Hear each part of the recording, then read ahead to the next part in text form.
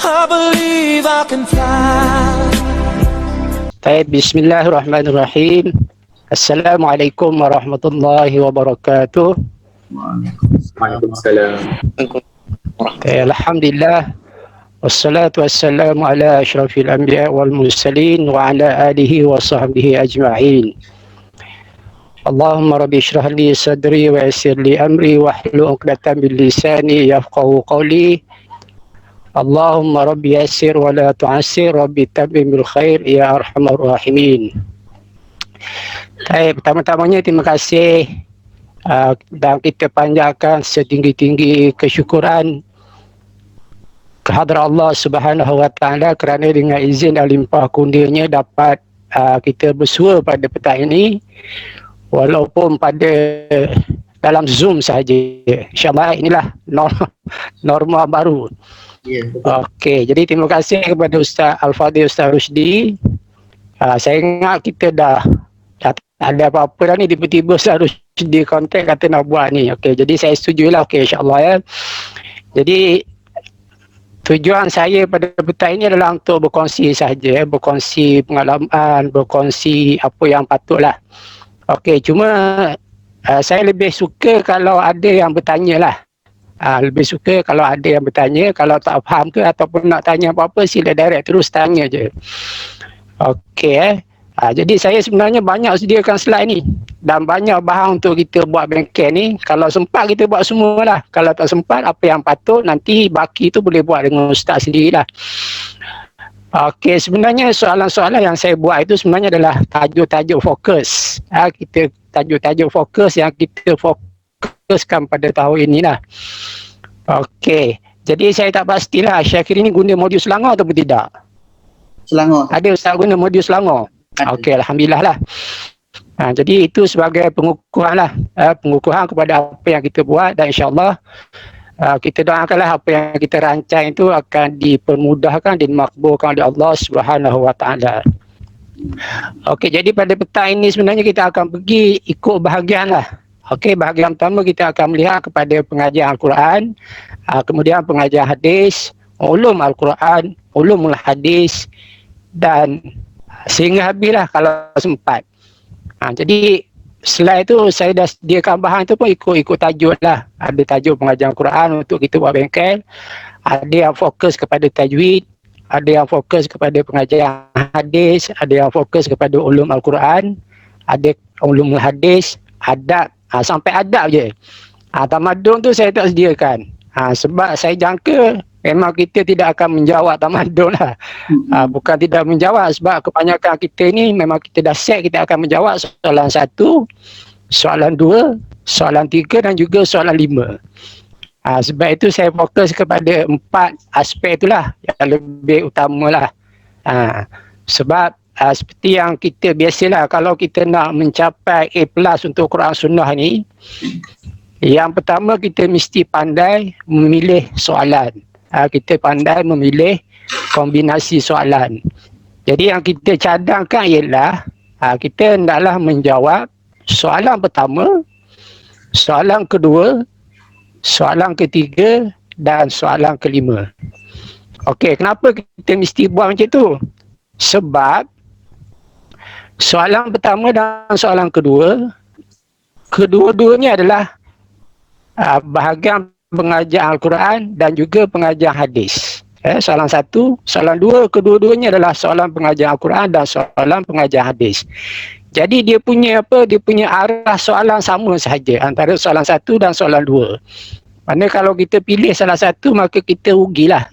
Kita rugi. Jadi sebaik-baiknya kita akan pilih 1 dan 2. Sebab dia patternnya sama, arah kesukaran pun sama. Hampir sama lah maksudnya.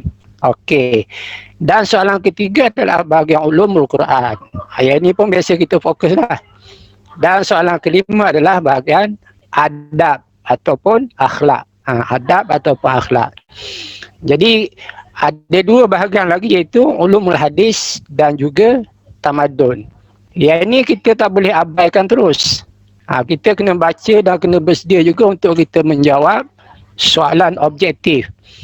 Sebab soalan objektif ada 20 soalan dan dia melibatkan semua bahagian. Dia melibatkan semua bahagian daripada pengajaran Quran, pengajaran hadis, ulum Quran, ulumul hadis, akhlak dan juga tamadun.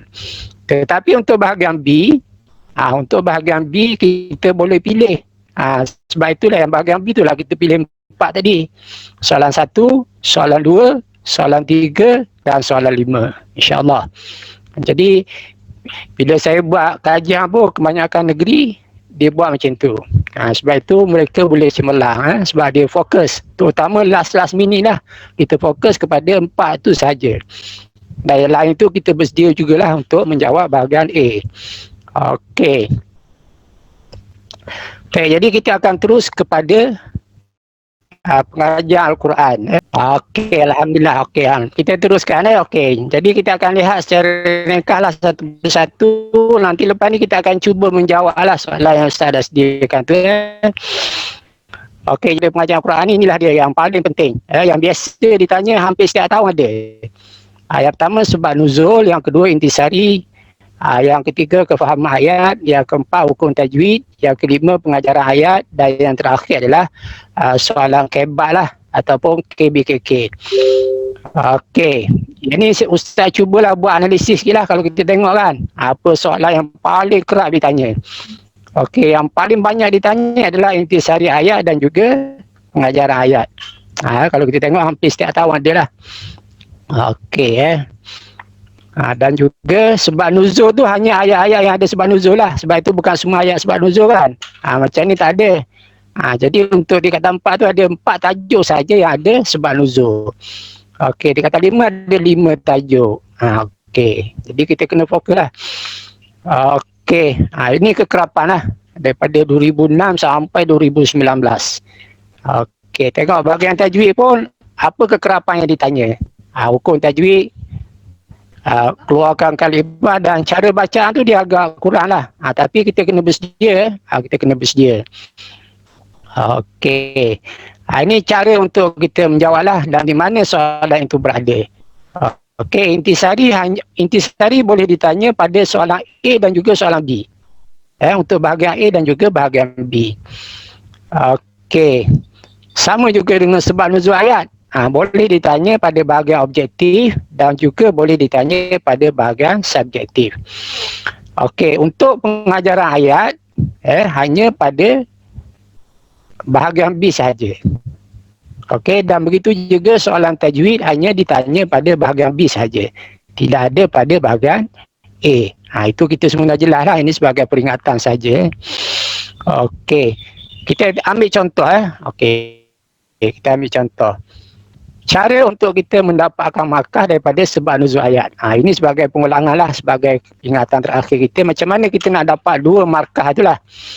Okey, yang pertama adalah kita mesti sebut nama watak yang terlibat.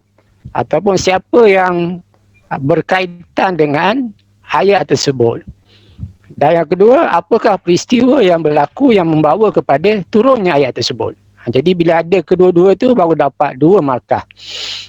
Okey, untuk watak ni tulis nama watak yang betul lah.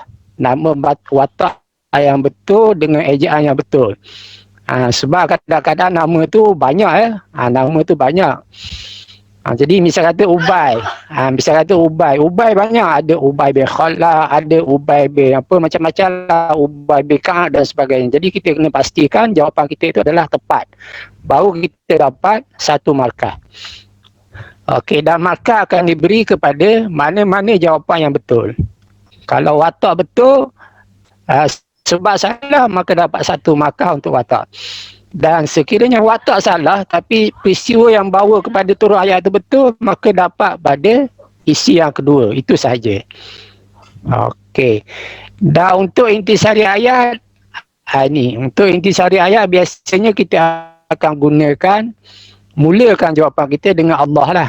Sebab Al-Quran adalah kalamullah. Jadi untuk mengambil pendekatan itu, kita mulakan jawapan intisari kita dengan Allah. Jadi boleh kita pelbagaikan lah, tengok situasi ayat. Mungkin Allah menjelaskan, mungkin Allah menegaskan, mungkin Allah memerintahkan Nabi Muhammad dan sebagainya. Itu tengok kesesuaian ayat lah. Okey, yang penting kita mulakan dengan Allah Subhanahu Wa Taala. Okey, dan ayat itu mestilah ayat yang lengkap. Mana ayat yang sempurna. Mana bila pemeriksa baca, dia faham. Dia faham maksud yang kita tulis. Okey. Dan untuk pengajaran ayat, kita mesti gunakan ayat aplikasi. Mana ayat yang menunjukkan bahawa kita kena buat. Okey, contoh. Umat Islam wajib belajar sepatutnya. Itu antara contoh lah. Nanti kita bagi contoh. Okey, dan ayat tersebut juga mestilah lengkap. Maksudnya boleh difahami. Kalau bahasa Arab, ayat itu adalah dipanggil jumlah mufidah ataupun jumlah kamilah. Mana yang ada mubtada dan ada khabar, itu maksudnya ayat yang lengkap. Jangan ayat yang tergantung. Okey. Okey, ini nota ni dah ada, Ustaz dah bagi nota ni. Boleh rujuk lah. Okey, cuma Ustaz nak tunjuk kat sini. Okey. Okey. Okey, kalau kita ambil ayat yang pertama ni kan. Okey, kalau contoh kita ambil tajuk keteguhan iman asas kekuatan jati diri. Maka watak yang terlibat adalah yang ni. Arab Badui Arab Badui. Okey, Arab Badui.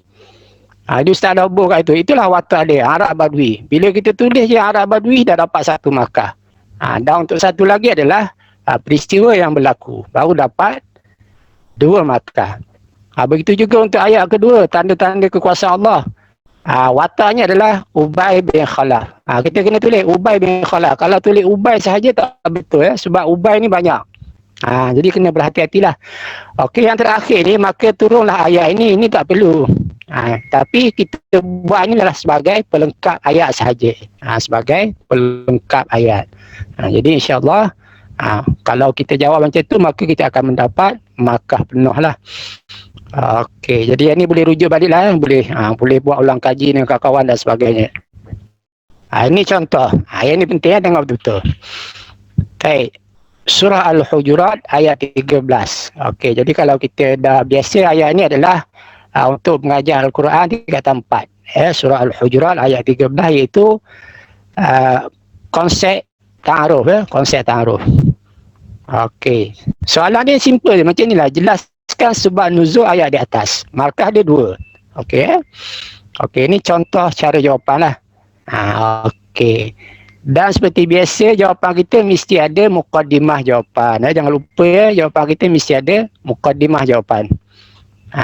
Mesti ada muqaddimah jawapan. Okey, yang ni kita dah sebut tadi kan. Sebab nuzul ayat, dia jawapan mesti ada muqaddimah jawapannya. Ini biasa kan. Okey, yang ni kita panggilkan sebagai muqaddimah jawapan. Okey, yang ni adalah watak dia. Okey. Dan mereka mempertikaikan. Ini sebab dia. Okey. Ni. Kabilahnya adalah kabilah Bani Baydah dan mereka mempertikaikan sarana Rasulullah. Maka turunlah ayat itu untuk memberi menegur perbuatan mereka. Okey. Yang kedua, ini pun tingkatan 4 juga, iaitu pertanian dalam kehidupan. Okey, jelaskan intisari ayat di atas, merujuk ayat ni lah. Okey. Okey, tengok intisari ayat. Okey, macam mana kita nak memahami intisari ni? Okey, untuk kita memahami intisari, yang pertama kita mesti memahami maksud ayat itu sendiri. Mana kita mesti memahami perkataan-perkataan yang ada dalam ayat 141 ini. Jadi, macam mana pun kita mesti boleh menterjemahkan ayat itu, barulah boleh membantu kita untuk mengeluarkan intisari. Okey, dia hanya minta satu je, padahal banyak intisari boleh buat. Okey, kita ambil satu contoh. Okey. Yang ni adalah muqaddimah jawapan lah. Yang atas ni adalah muqaddimah jawapan. Okey, yang bawah ni adalah kita digalakkan untuk memberi lebih jawapan lah. Kita digalakkan untuk memberi lebih jawapan. Okey, dan jawapan kita mestilah lengkap. Maknanya ada isi dan ada huraian. Okey, supaya ni adalah menunjukkan bahawa ayat selepasnya itu adalah huraian. Okey, contoh. Allah telah menjadikan tumbuh-tumbuhan pelbagai jenis. Untuk apa? Supaya manusia, okey, supaya ni adalah kalau kita pernah dengar, kita panggil kabus lah. Untuk memudahkan kita. Supaya manusia mendapat manfaat. Okey, contoh yang kedua, Allah memerintah manusia supaya menggunakan hasil pertanian dengan memakan atau menjualnya agar ia dapat dimanfaatkan. Okey, kita gunakan istilahnya agar, untuk, okey, dan sebagainya lah. Kalau tak suka perkataan ni pun tak apa, yang penting ia menggambarkan ada huraian. Itu yang paling penting. Baik, kemudian kita tengok contoh kefahaman ayat. Baik, ayat ni tajuk dia menyesal dan bertaubat. Okey. Tengok ya soalan dia. Berdasarkan ayat di atas, Encik A seorang yang akan ingin membersihkan diri daripada dosa besar yang dilakukan pada masa lampau. Terangkan langkah-langkah yang sepatutnya dilakukan oleh Encik A agar taubatnya diterima oleh Allah Subhanahu Wa Taala. Okey, cuma di sini Ustaz kita nak tentukan sama ada soalan ni soalan KBKK ataupun soalan kebat. Okey, kalau kita tengokkan dia ada stimulus. Okey. Encik A ni daripada sini sampai sini ni kita panggil sebagai stimulus. Okey, tetapi walaupun ada sebab apa? Sebab dia minta ni langkah-langkah. Maknanya bukan satu tapi lebih. Kalau soalan kebat dia hanya minta satu saja ataupun tidak dinyatakan berapa. Itu kebat. Okey. Jadi yang ni adalah soalan KBKK biasa. Dia minta terangkan langkah. Bila langkah, maka ada 4. Maka kita perlu 2 jawapan yang ada fakta dan ada huraian. Okey. Okey, tak harap kita jelas lah. Okey, contoh jawapan. Okey, contoh jawapan. Okey, yang atas ni adalah sebagai mukadimah jawapan. Okey, yang bawah ni jawapan dia. Okey, beliau adalah segera berhenti daripada terus melakukan perbuatan tersebut serta merta. Kenapa? Bagi menghindarkan diri daripada berterusan melakukan dosa. Ini contoh, maksudnya ada isi, ada huraian. Okey, satu markah, satu markah. Sama juga yang bawah, satu markah, satu markah. Yang ni pun sama, satu markah, satu markah. Okey. Macam ni kita dah dapat 4 markah. Kita dapat 4 markah. Kalau akan bagi lebih tu kan. Jadi kena macam itulah. Barulah kita dapat markah penuh, insya-Allah. Baik, kemudian untuk pengajaran ayat sama juga tadi. Okey, tajwid kita fokus kemudian Okey, untuk pengajaran ayat, okey, contoh. Okey, ini tentang mempersendakan agama. Okey, mempersendakan agama. Okey, berdasarkan ayat di atas, terangkan pengajaran daripada ayat di atas. Okey. Dia punya apa? Kata kuncinya adalah terangkan. Okey, jadi terangkan ni seperti jelaskan mesti ada fakta dan huraian. Tapi maka ada 2 saja. Mana kita perlu kepada satu pengajaran sahaja. Perlu kepada satu pengajaran sahaja. Okey, macam mana contoh jawapan dia? Okey, ni. Jangan lupa ada mukadimah jawapan. Okey. Islam mengharamkan umatnya daripada mempersendakan agama. Okey, satu markah isi. Okey, untuk menyelamatkan mereka daripada kebinasaan. Okey, satu markah lagi, 2. Sama juga yang kedua, umat Islam wajib menegur, menasihati dan berdakwah mengikut keupayaan masing-masing terhadap individu yang terlanjur melakukan kesilapan. Okey, fakta supaya tidak dimurkai oleh Allah. Okey, dapat. Okey, jadi dia dapat 2/2. Okey, itu cara untuk mendapat markah penuh lah. Okey. Okey, alhamdulillah. Okey, Ustaz dah kita faham lah, insya-Allah. Okey, kalau ada soalan boleh tanya terus. Okey, dan yang terakhir, ini tajuk fokus lah. Jadi kalau dah ada buku revisi gemilang nota tudingan tu, maka inilah tajuk-tajuk yang kita bina soalan itu berdasarkan semua tajuk ni. Jadi kita sama-sama berdoa lah supaya apa yang kita ramalkan ni insya-Allah lah akan dimakbulkan oleh Allah Subhanahu Wa Taala, dan kita semua berjaya pada tahun inilah, insya-Allah. Okey, jadi Ustaz rasa mengajar Al-Quran ni, sekarang ni Ustaz nak kita cuba menjawab. Okey, kita cuba menjawab. Jadi kalau boleh Ustaz Rusdi boleh tunjukkanlah soalan apa pengajian Al-Quran untuk kita sama-sama menjawab. Okey, teruskan. Okey, sekarang kita dah nampak yang ni ke? Okey, kita dah nampak ni soalan ni adalah daripada surah Yasin ni kan? Okey, daripada surah Yasin. Okey, Ustaz nak kita cuba menjawab lah. Okey, cuba menjawab apa yang Ustaz dah sediakan ni. Okey, cuba jawab dalam masa mungkin 5 minit kot. Cuba menjawab ni. Sebab nuzul dan juga intisari tu. Dua je dulu. Sebab nuzul dan intisari. Okey, Ustaz bagi masa dalam cepat sikit lah kot. 2 minit je untuk menjawab. Okey. Okey, kita mula sekarang. Nanti kita nak tengok jawapan dan kita sama-sama komen. Apa jawapan itu, okey ke tak okey. Oh. Bagus ni, Alhamdulillah ni. Siapa tu? Muhammad Syamil ke? Wan Hafiz. Allah, Alhamdulillah, bagus. Okey, kita tengok jawapan dia. Oh, kemas-kemas. Mana Wan Hafiz ni, nak tengok rupa orangnya mana? Wan Hafiz. Okey. Al-Faqir Wan Hafiz. Masya-Allah, merendah diri. Yes. Okey, Alhamdulillah. Okey, kita tengok sebab nuzul ayat ni dulu ya. Okey, kita sama-sama tengok. Cuma Ustaz tak nak komen. Okey, Almin tadi. Okey, kita nak komen daripada Izzuddin pula. Boleh Izzuddin? Muhammad Izzuddin? Okey, Muhammad Izzuddin. Boleh komen tak Muhammad Izzuddin? Boleh Ustaz. Okey, sila komen. Berapa markah apa Wan dapat ni? Wan Hafiz dapat. 2 markah Ustaz, full mark. Ya. Tak nampak 1 markah aja. Sebab watak dia tu tak betul. Sebab ada nama watak dengan Yelah, peristiwa tapi tu. cuba tengok watak tu, dia apa tu?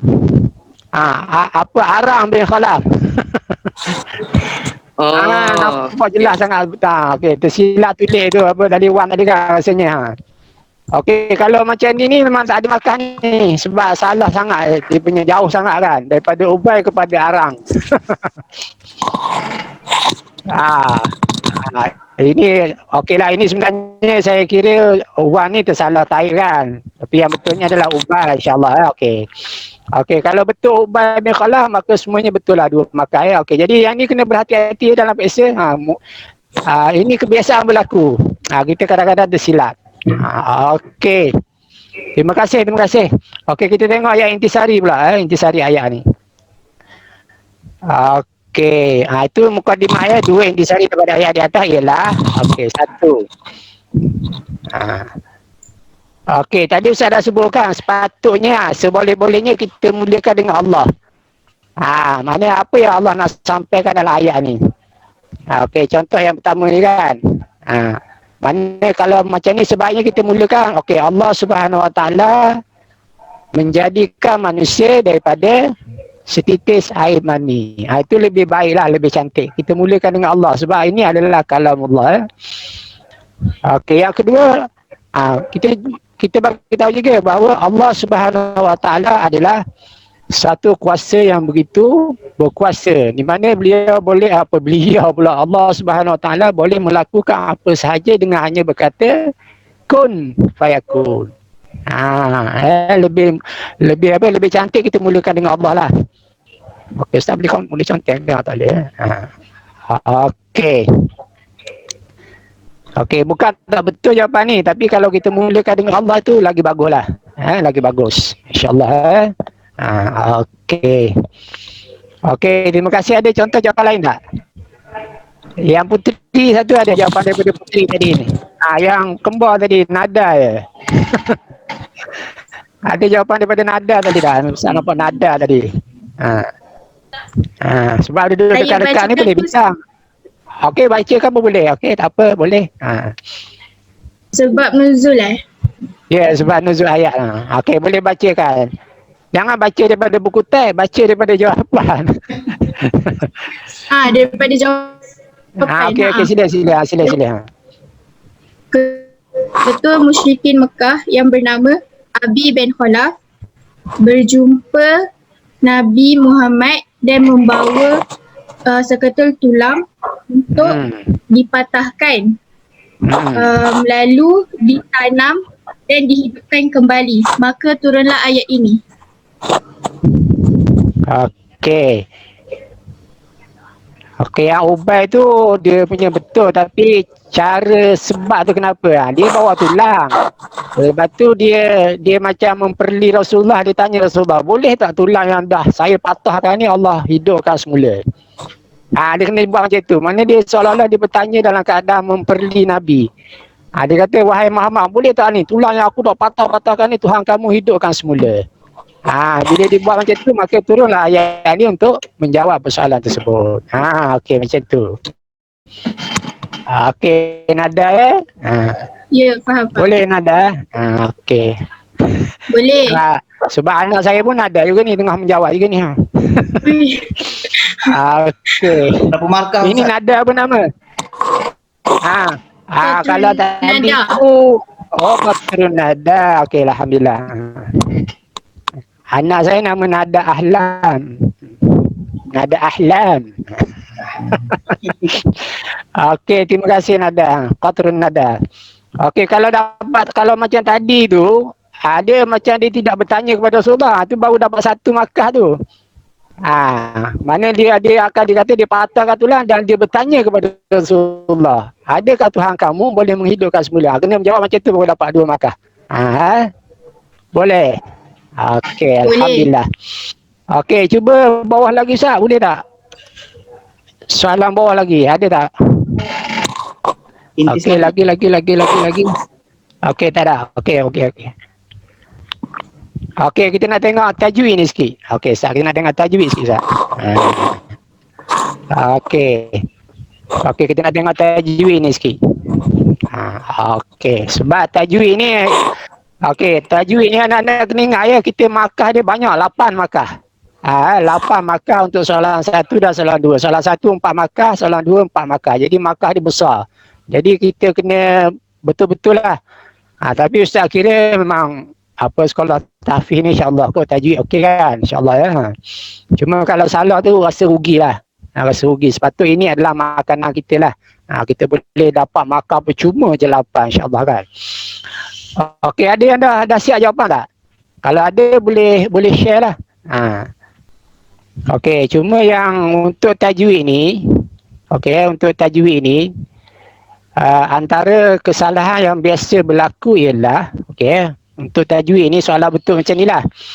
Antara kesalahan yang biasa berlaku ialah murid ataupun calon dia bagi jawapan itu lebih daripada 2 perkataan ataupun lebih lah. Sepatutnya 2 perkataan je. Misal kata kalau qalqalah ni sepatutnya 1 je. Kadang-kadang dia bagi sampai 3 patah perkataan dia antara berkaitan. Itu pun bahaya. Jadi sepatutnya dia hanya bagi jawapan yang tepat sahaja. Misal kata kalau qalqalah ni dia perlu 1 kalimah je. Tak perlu 2 kalimah. Mungkin dia kata kenapa pendek sangat ni? Dia nak bagi panjang, nampak jawapan panjang lah. Sebenarnya tak boleh. Dia kena hanya jawab 1 yang betul saja. Sebab bila dah banyak kalimah, maka dalam kalimah yang seterusnya tu dah ada hukum yang lain. Jadi dia akan jadi salah nanti.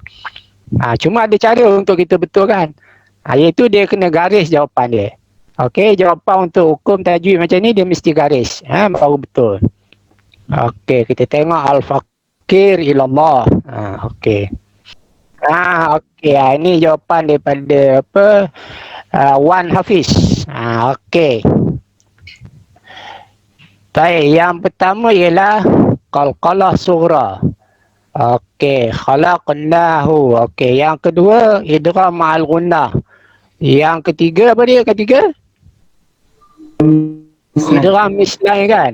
Okey, dan yang terakhir ialah masilah tawilah. Okey. Jadi cara jawapannya betul. Bagus ya, ada garis dan sebagainya. Cuma yang ketiga yang alif bata ni sebenarnya ini adalah kesalahan yang biasa berlaku.